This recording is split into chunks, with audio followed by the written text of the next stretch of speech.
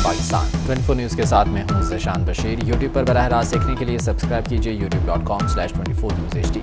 Headlines आप जान चुके, खबरों की तफसीलात की जानी पड़ते हैं। और साबिक सफरा की तंजीम AFA ने नूर मुकद्दम के बहिमाना कत्ल की शदीद मजम्मत करते हुए चीफ जस्टिस ऑफ पाकिस्तान से नूर मुकद्दम के कत्ल का नोटिस देने का मुतालबा कर दिया। AFA का कहना है कि नूर मुकद्दम के कातिल को करार बाकी सजा दी जाए और मुलजिम का नाम ECL में डाला जाए ताकि वो बैरून मुल्क फरार ना हो सके। और मरी में सयाहों ने रश लगा दिया। लोग कैसे ईद का दूसरा दिन एंजॉय कर रहे हैं, ये जान लेते हैं। सबा बजीर हमारे साथ मौजूद हैं। सबा, बताइएगा इस बारे में। बिल्कुल, इस वक्त मैं मरी के माल रोड पर ही मौजूद हूँ और आज यहाँ पर सयाहों का बहुत ज़्यादा रश है क्योंकि ईद की छुट्टी की वजह से सारे सयाहों ने यहाँ का रुख किया है। और इस वक्त स्पेशली कराची, लाहौर और मुल्क के मुख्तलिफ मकामात से लोग जो हैं वो मरी का और मुख्तलिफ दूसरे इलाकों का जो है वो रुख कर रहे हैं क्योंकि ईद की छुट्टियाँ हैं, मनानी हैं और इसी वजह से लोगों ने यहाँ का रुख किया है। मौसम इंतहाई औसम हो चुका है, ठंडी ठार हवाओं ने मरी को तो वैसे ही अपने लपेट में ले रखा है। मौसम की वजह से और भी ज़्यादा यहाँ पर सयाह आने का रुख करें क्योंकि मुल्क के दूसरे मकामात पर गर्मी जो है वो शिद्दत अख्तियार कर चुकी है। लेकिन ईद से कबल ही नेशनल कमांड एंड ऑपरेशन की जानिब से ये ऐलान किया गया था कि तफरीही मकामात खोले जाएंगे लेकिन कोरोना SOPs के साथ। लेकिन यहाँ पर आने के बाद पता चला कि यहाँ पर एक भी बंदे ने मास्क नहीं पहना और इस वक्त भी कोरोना SOPs की खिलाफ वर्जी जो है वो बहुत ज़्यादा इंतहा पर पहुँची हुई है। मुल्क के जो दूसरे जो तफरीही मकामात हैं या मरी का है जिक्र कर ले तो यहाँ पर भी लोगों ने कोरोना SOPs की धज्जियाँ उड़ा दी। सबा, बहुत शुक्रिया आपका। और जनूबी वज़ीरिस्तान सिक्योरिटी फोर्सेस की कुर्बानियों की वजह से अमन लौट आया। हज़ारों की तादाद में सयाहों ने जनूबी वज़ीरिस्तान का रुख कर लिया। ईद के दूसरे दिन मकीन बाजार, तहसील बिल्डिंग, दर्रा पुल, अशकर कोट और बाज़ई के मकाम पर कई घंटे बदतरीन ट्रैफिक जैम रहा। ट्रैफिक पुलिस एहलकार सयाहों को शदीद मुश्किलात से निकालने में भी बुरी तरह से नाकाम दिखाई दिए। 3 दिन गुजर गए, फैसलाबाद के शहरियों को मुकम्मल तौर पर बिजली नहीं मिल सकी। पूरे रीजन में शहरी फेस्को के खिलाफ सरापा एहतजाज हैं। हुकूमत ने सर्विसेज बेहतर बनाने के बजाय फेस्को के CEO समेत कई अफसर मुअत्तल कर दिए।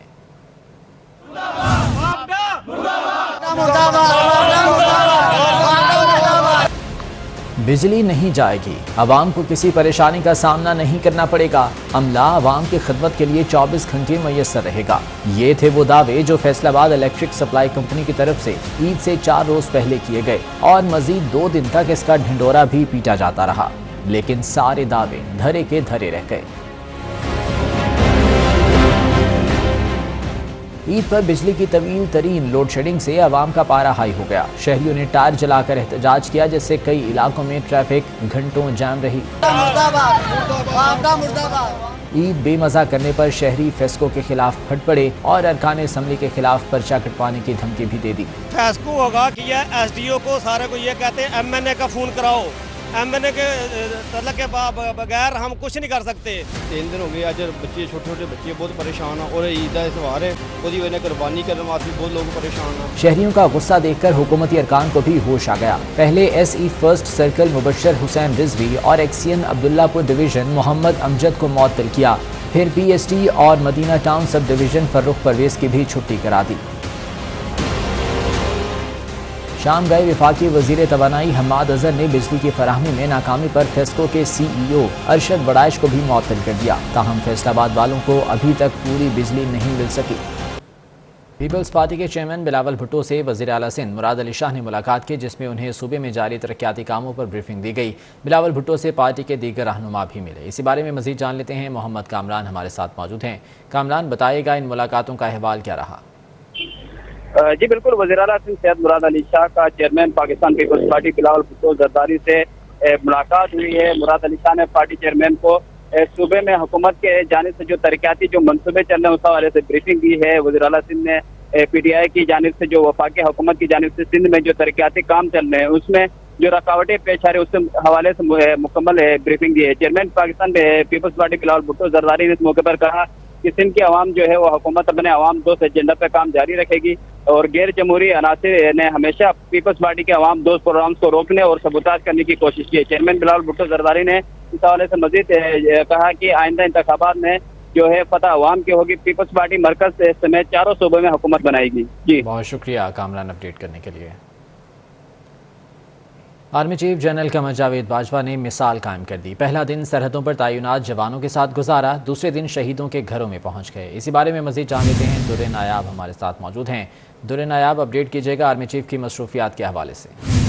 جی بالکل، army chief general Qamar Javed Bajwa اپنی اہلیہ کے ہمراہ شہداء کے گھر گئے اور آرمی چیف نے اس موقع پر کیپٹن عفان مسعود خان شہید کے گھر گئے اور ساتھ ساتھ شہید لیفٹیننٹ اوکاشر طلال کے گھر بھی گئے۔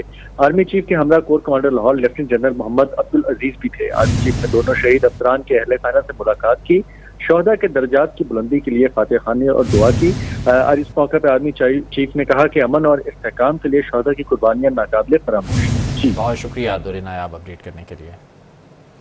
Army chief general Qamar Javed Bajwa نے عید کا پہلا دن سرحدوں پر جوانوں کے ساتھ گزارا اور دوسرے دن وہ شہیدوں کے گھر گئے اور وہاں پر جا کر فاتحہ خوانی کی۔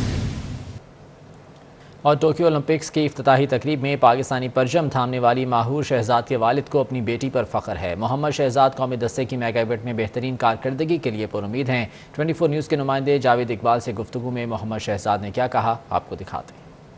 اس وقت میں موجود ہوں پاکستان کی جانب سے پہلی بار بیڈمنٹن میں پاکستان کی نمائندگی کرنے جا رہی ہیں ماہور شہزاد، ان کے گھر پہ موجود ہیں۔ ان کے والد ہمارے ساتھ محمد شہزاد صاحب موجود ہیں، ہم سے بات کریں گے۔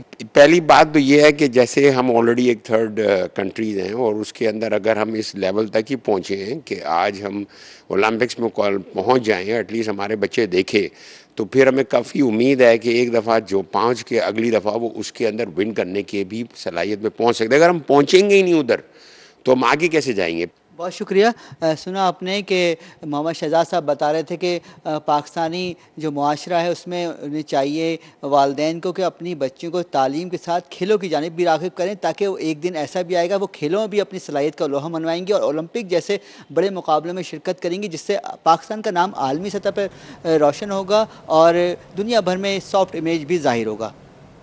اسرائیلی سافٹ ویئر پیگاسس سے عالمی شخصیات کی جاسوسی کے معاملے میں فرانسیسی صدر مینوئل میکرون نے نیشنل سیکیورٹی کا اجلاس طلب کر لیا۔ اجلاس میں پیگاسس سافٹ ویئر کے ذریعے میکرون سمیت فرانسیسی اور عالمی شخصیات کی جاسوسی کا معاملہ زیر غور آئے گا، جبکہ سائبر سیکیورٹی پر بھی تفصیلی تبادلہ خیال ہوگا۔ حکومتی ترجمان کے مطابق جاسوسی کے معاملے کی تحقیقات کی جا رہی ہیں۔ 22 کروڑ سال پرانے ڈائناسور کے فاسل فٹ پرنٹ نمائش کے لیے پیش کر دیا گیا۔ فاسل کو برطانوی شہر کارڈف کے نیشنل میوزیم میں رکھا گیا ہے۔ پتھر میں تبدیل شدہ نشان کو ویل سے تعلق رکھنے والی 4 سالہ للی نے جنوری میں دریافت کیا تھا۔ یہی وجہ ہے کہ فاسل کا نام بھی للی کے نام پر ہی رکھ دیا گیا ہے۔ ماہرین کا کہنا ہے کہ ڈائناسور کی اصل قسم تو معلوم نہیں ہو سکی، لیکن اندازہ ہے کہ وہ ایک چھوٹے قد کا سبزیاں کھانے والا جانور تھا۔ اس بلیٹن سے اتنا ہی، واپس آئیں گے ہیڈ لائنز کے ساتھ۔